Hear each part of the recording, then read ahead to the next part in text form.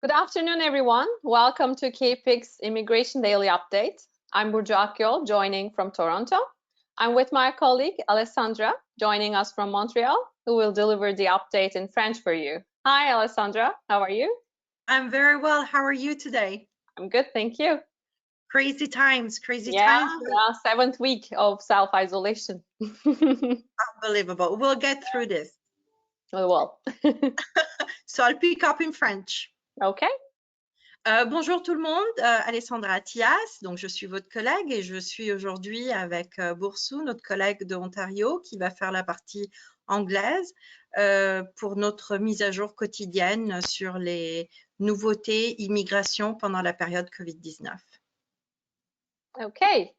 First, let's start with the updates on COVID-19 travel restriction measures.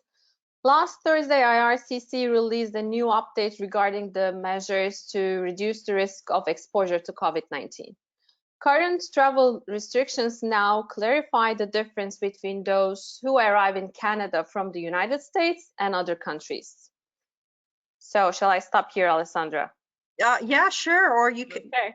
It's easier for me to translate, otherwise it's too much. OK. Yeah. Alors, on va faire une première mise à jour sur les restrictions de voyage COVID-19. Donc, l'IRCC a publié des clarifications le 23 avril 2020 concernant les mesures adaptées par le gouvernement pour réduire les risques d'exposition au COVID-19. Donc, il y a les nouvelles restrictions sont actuellement alignées sur le décret 11 et clarifient la différence entre ceux qui arrivent au Canada en provenance des États-Unis ou bien d'autres pays. Okay. For instance, foreign nationals traveling from any country other than the US are prohibited from boarding a flight to Canada if they're not exempt from the travel ban or if their purpose of travel is not essential.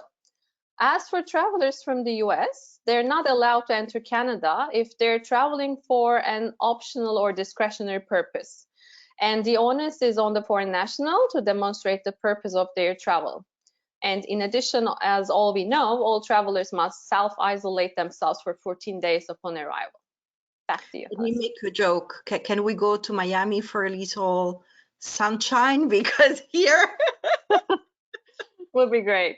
Donc, je faisais une petite blague, je demandais à ma collègue si on pouvait aller quelques jours à Miami pour un peu de soleil, parce qu'ici c'est un peu gris, mais non, la réponse est non. Alors, pour en revenir à nos affaires, par exemple, les ressortissants étrangers voyageant de tout autre pays que les États-Unis ne sont pas autorisés à embarquer sur un vol à destination du Canada s'ils ne sont pas exemptés de l'interdiction de voyager ou si leur objectif de voyage n'est pas essentiel. Quant aux voyageurs en provenance des États-Unis, ils ne sont pas autorisés à entrer au Canada s'ils voyagent à des fins facultatives ou discrétionnaires. De plus, n'oubliez pas que tous les voyageurs doivent s'auto-isoler pendant 14 jours dès leur arrivée. And as we also mentioned in Thursday's update, the government announced a temporary rule change last week. Now, international students in Canada are able to work more than 20 hours per week while their classes are in session, but only if they're working in an essential service or function such as healthcare, the supply of food, or other critical goods. We should point out that students can work in healthcare only if they have passed a medical exam and there is no restriction in their study permit in that regard.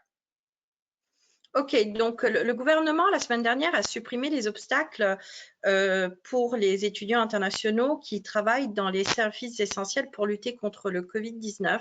Alors, vous savez qu'habituellement, un étudiant a le droit de travailler 20 heures semaine pendant les sessions d'études. Selon la mise à jour de jeudi dernier, le gouvernement a annoncé un changement des règles temporaires. Donc, désormais, les étudiants internationaux au Canada peuvent travailler plus de 20 heures par semaine pendant la période de cours s'ils travaillent dans un service ou une fonction essentielle comme les soins de la santé, l'approvisionnement en nourriture ou d'autres biens essentiels. Nous soulignons également que les étudiants ne peuvent travailler dans le domaine de la santé que s'ils ont réussi un examen médical et qu'il n'y a aucune restriction dans leur permis d'études à cet égard. So what are the essential services and functions during this time? It's a long list. Students and their employers need to consult public safety website for guidance on essential services and functions in Canada during the COVID-19 outbreak to determine if the work the student is doing falls into the category of essential services or functions. And this temporary rule change will be in place until August 31st this year. So have you seen the actual link? I have it somewhere. I could maybe we could post it in the comments. Yes. Yeah, sure. I have the link and you have the link. Yeah, we can post it. Sure. Yeah, we can post it in both languages because it's quite interesting. There's a lot of professions that you wouldn't think of as being essential as IT services, for instance. So it's really interesting for everyone to look at what they actually do. Sure, right? We can post it right after we broadcast the update. Yeah. Okay. Les étudiants et leurs employeurs doivent consulter les lignes directrices de sécurité publique et protection civile Canada sur les services et fonctions essentielles au Canada pendant l'éclosion du COVID-19 pour déterminer si le travail que l'étudiant fait entre dans les catégories de services ou fonctions essentielles. Ce changement de règle temporaire sera en vigueur jusqu'au 31 août 2020. Alors, comme je disais à mon ami Burcu, la liste est très longue et par exemple, vous allez voir que même quelqu'un qui travaille dans les TI peut avoir potentiellement un métier essentiel. Donc, consultez bien cette liste parce que vous pourriez avoir des surprises quant à votre poste. And yes, now we're heading into the regulatory amendments. There have been regulatory amendments regarding the consequences of not complying with the COVID-19 measures. As we all know, under the regulations, an officer can impose specific conditions on a foreign national authorized to enter Canada. And this includes the period authorized to stay and the type of work they're permitted to engage. Now, the regulations prescribe a new mandatory condition that requires all temporary residents to comply with any applicable order or regulation under the Quarantine Act or the Emergencies Act. And this means that they must isolate or quarantine themselves for the 14 days following their arrival in Canada. Alors, il y a des modifications réglementaires pour contrôler et prévenir la propagation du COVID-19 au Canada en veillant à ce que les ressortissants étrangers et les employeurs de travailleurs étrangers temporaires se conforment aux mesures qui protègent la santé publique. Comme chacun sait, en vertu du règlement, un agent peut imposer des conditions particulières à un étranger autorisé à entrer au Canada. Cela comprend la période autorisée à rester et le type de travail dans lequel ils sont autorisés à exercer.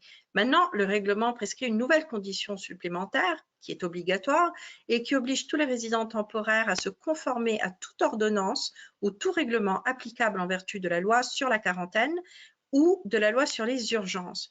Cela signifie qu'ils doivent s'isoler ou se mettre en quarantaine pendant les 14 jours suivant leur arrivée au Canada. I think you mentioned 14 days, right, when they arrive? Yes. That's where I stop. Yes, and also there are more details. These amendments now allow CBSA to issue exclusion orders to foreign nationals who fail to self-isolate for 14 days. And also employers are prohibited from doing anything that prevents them, the workers, from complying with these measures. It's very important to know that the consequences of not complying with these laws are very serious for both foreign workers and employers. And if I may, I think that here in Montreal, for instance, when some agricultural employees arrived from Mexico, the government even supported the fees of keeping them isolated.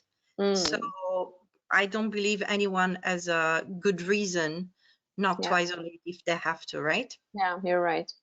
So, récemment, des modifications réglementaires ont été publiées concernant les conséquences du non-respect de ces mesures. Donc, rappelez-vous les 14 jours d'isolement. Ces modifications permettent à la SFC d'émettre des ordonnances d'exclusion aux étrangers qui ne s'auto-isolent pas. Mais de plus, il interdit aux employeurs de faire quoi que ce soit qui les empêche de se conformer à ces mesures. Donc, il est très important de savoir que les conséquences du non-respect des lois sont très graves, tant pour les travailleurs étrangers que pour leurs employeurs. Et donc, je disais, en plus, le gouvernement aide certains employeurs, surtout dans le milieu agricole, à faire à faire en sorte que vraiment les employés respectent les 14 jours. Donc, il n'y a vraiment aucune excuse pour ne pas respecter l'isolation. Yes, that's our update from today. Follow us every day for the updates and make sure that you follow the EME forum, check out EME Center for updates, and don't miss the upcoming webinars. And don't forget the CAPIC SOS series at 2 p.m. EST. Remind me the day, Alessandra. Tomorrow. Okay, I have a working memory problem nowadays. Okay.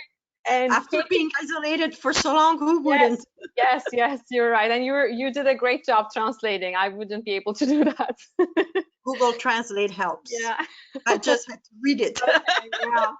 Yes, and CAPIC gives us great opportunities to be able to come out stronger in the post-COVID-19 world. And I want to conclude by sharing a quote I really like. If you want to lift yourself up, lift up someone else. And that's exactly what CAPIC members do. Stay tuned with us and stay safe, and see you again. If you want to lift yourself up, lift up someone else. Lift up someone else. Okay, I'll start with that. Booker T. Washington. Yeah, he's an American educator. Yeah, I really like this quote. Beautiful. Alors, je vais me permettre de traduire là sans Google Translate et without Google Translate. Alors, je vais commencer par la fin de ce qu'a dit mon ami.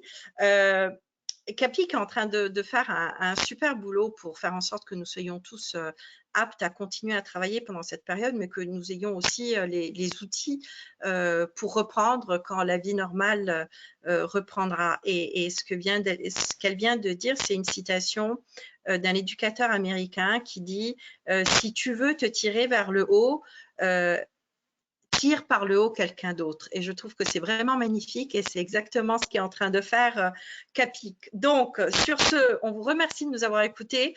Rappelez-vous de vérifier le forum IMM du CAPIC. Devenez membre si vous ne l'êtes pas déjà.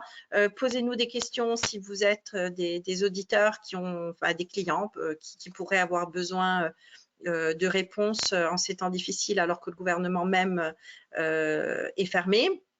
Enfin, en tout cas, ils travaillent, mais ils ne répondent pas aux appels.